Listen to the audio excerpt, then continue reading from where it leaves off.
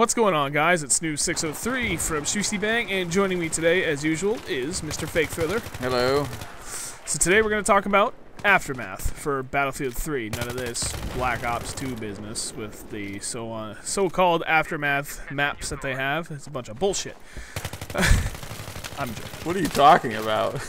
Doesn't Black Ops 2 have an Aftermath Yeah, map? I think it's called Aftermath or something like that. Yeah, well, listen, I gotta tell you right now, Aftermath on BF3 is the hotness. Yeah, it was a lot of fun. That was very anticlimactic. Long pause, yeah, it was really fun. Come on, man. I don't know. I'm having, like, I agree that the game was fun. I like the new game mode. The maps that we played were all awesome. But by the end of our play session, I wasn't really feeling the super Battlefield 3 lust. It's like it didn't spark my fire again. Really? Yeah. I mean, I don't know. Like, I mean, I have this thing that I do when I'm playing these games where I take a weapon that's kind of sucky and I insist on using it because it feels like it would be cool to do well with it, and that's what I was doing with the crossbow. So that kind of contributes to me not having the best time in the world. The crossbow itself is all right, but I mean, so I was going almost negative KD every game and barely contributing to the objective. So I wasn't really playing right, but I honestly didn't feel like, I don't know, I didn't feel anything like really especially great about it. Well, I am going to go on the opposite side of you on this. I thought it was fantastic, and I had a blast the entire time I was playing Aftermath tonight. I know I said it a lot recently that the thing I loved, what was really getting my attention and kind of giving me that feeling of I love Battlefield 3 again, was just sticking to infantry type games and, or, you know, just, yeah, basically rush and just avoiding the vehicles when I can. Maybe do a little scout chopper run here and there and a little bit of tanks, but for the most part, it's like 80% just sticking to infantry, and that was what was fun for me. And that's exactly what these maps deliver. It's like, it's back to Karkin, but on steroids for infantry battle, because everything is just absolutely torn to shit as a result of the earthquakes, and there's just cover everywhere. It's insane. There's so much detail to these maps, and there literally is not a single spot you can't hide in this. I don't want to take away anything from the expansion. Everything that we've done so far was fantastically done, and I really think that if this had come after Karkin, it would have been like a 1, 2, 3 punch for the game that would have sucked in so many people.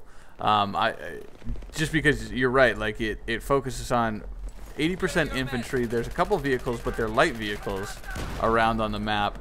The map sizes all seem to be great. Like there's a lot of open close quarters battles that can happen, but at the same time there's plenty of long lines of sight that can be useful for both snipers and assault rifles and LMGs.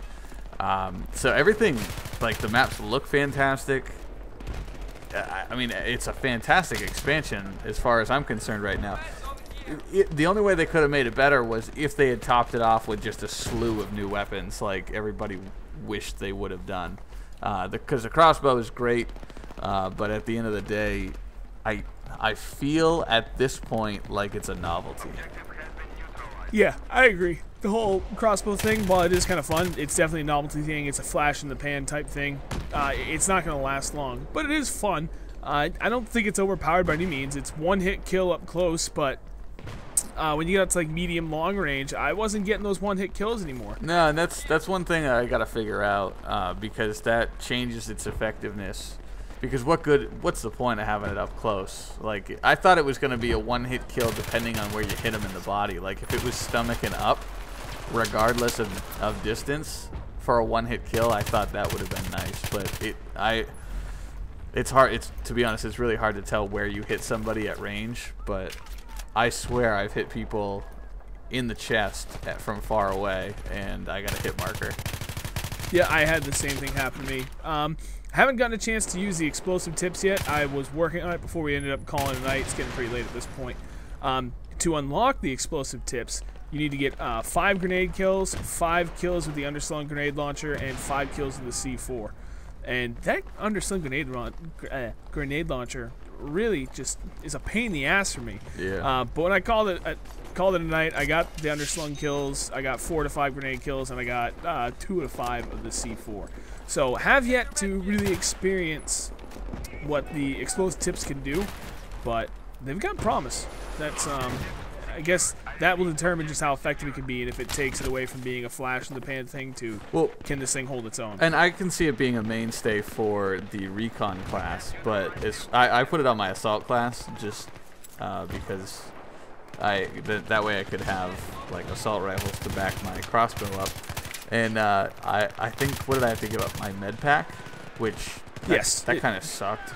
Yes, it did. I wasn't even thinking. I did the same thing. I put it in my assault class, and I was like, oh, wait, right, no med pack.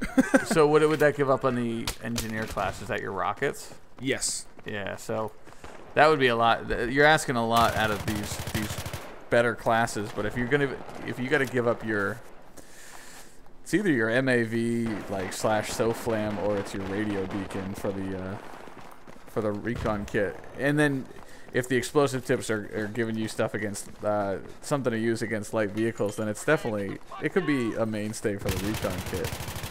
Right. But I don't know. It'll be interesting to see sort of how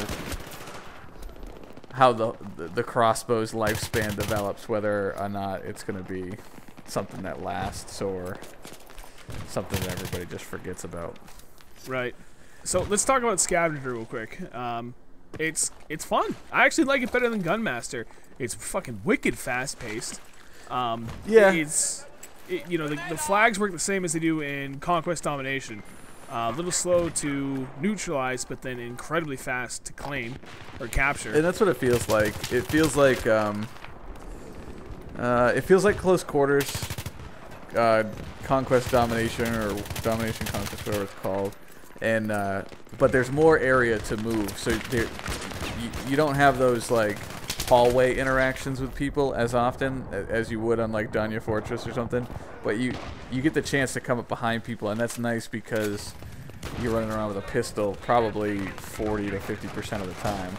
And then when you find weapons on the map, they barely have enough bullets for like 1.5 kills, like 2 kills maybe if you're really efficient.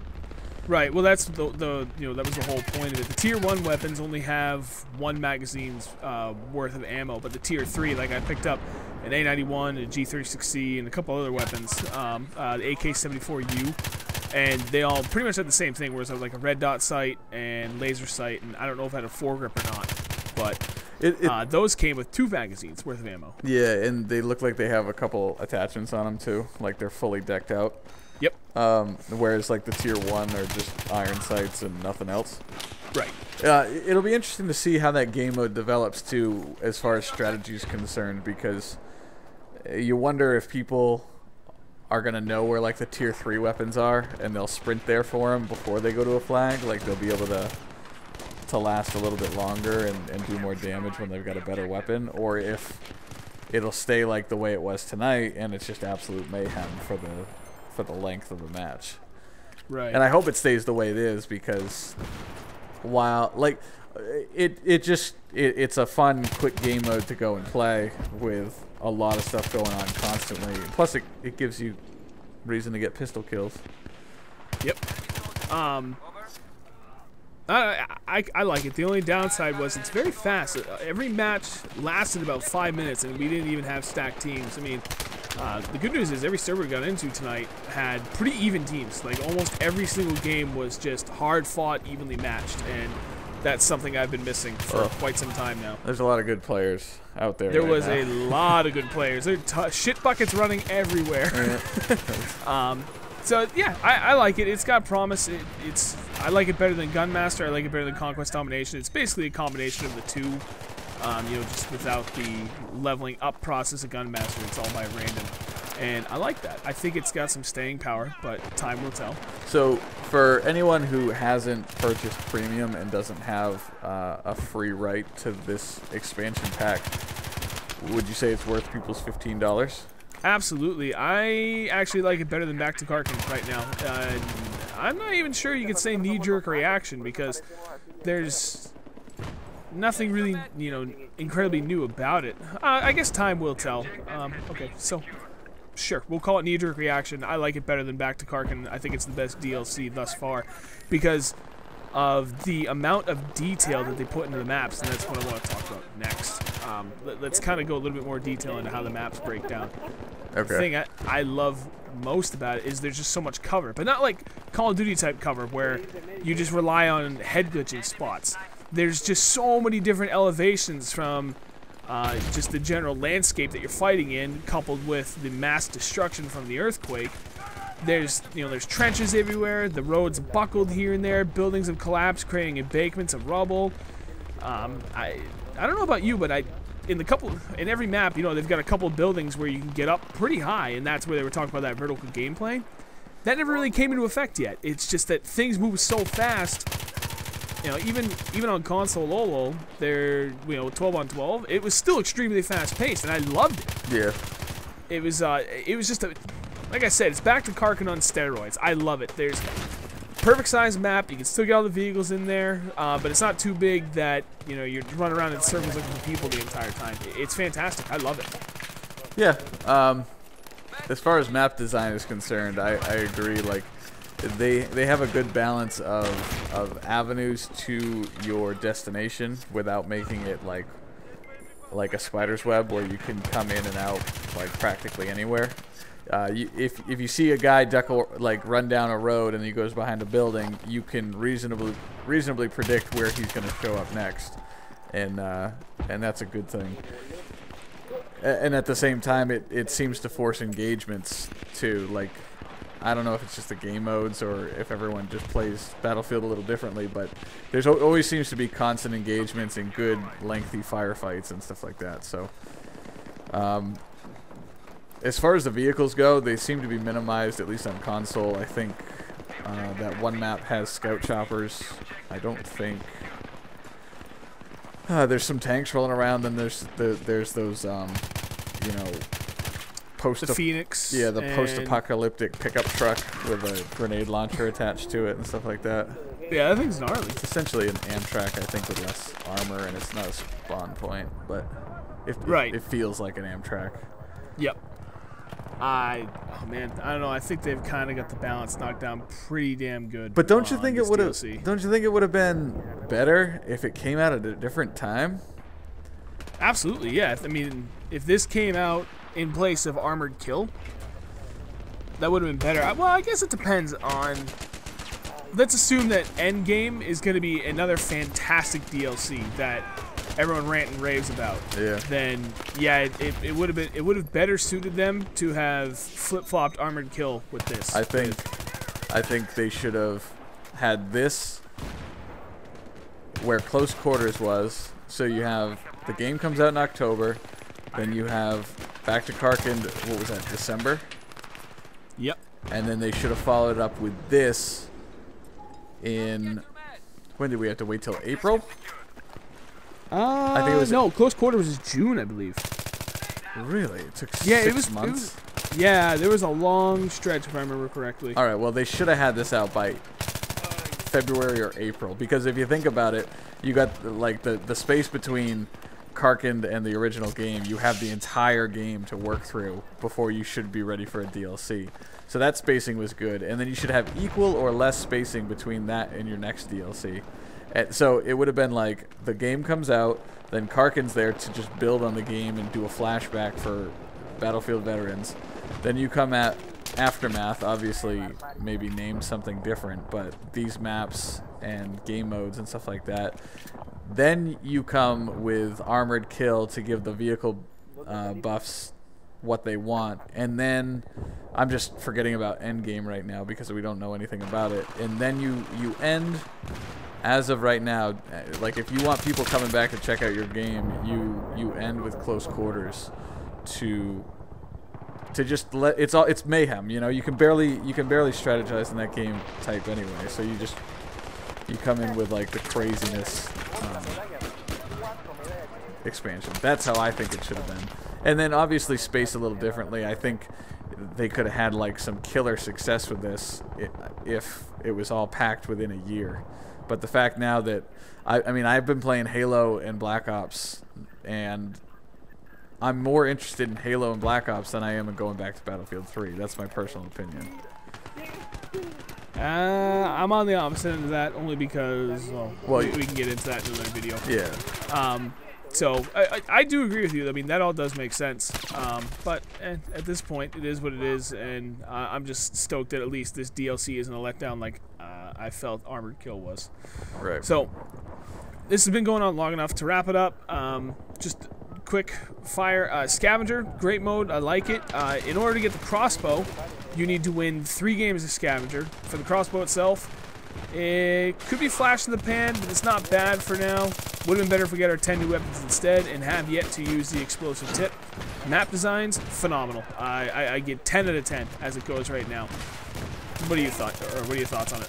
The map design or the whole on thing? Everything, just a quick fire and everything. It's a perfectly executed expansion except for release timing for me.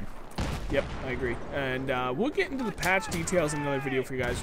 Let's give us another day or two to kind of play through it, get a little bit more comfortable with all the different changes, and then we'll give you an honest assessment of what we think of the patch. Although I believe everyone has the patch right now, don't they? Yeah. Yeah. Okay. Well, if you guys want us to talk about it, we can. Other than that, that's going to wrap it up for this. Dude, if you are on the fence about Aftermath, when the time comes, don't think about it. Just buy it. It's phenomenal. So, Mr. FakeThriller. Think about it. Listen, the last time I told you to not think about it and buy something, did you listen to me? No, you thought about it. What was this one? I don't know. Pick a fucking game that I told you to buy. Well, in all fairness, Black Ops 2 kind of sucks. Well, so. listen. All right, guys. We'll talk to you later.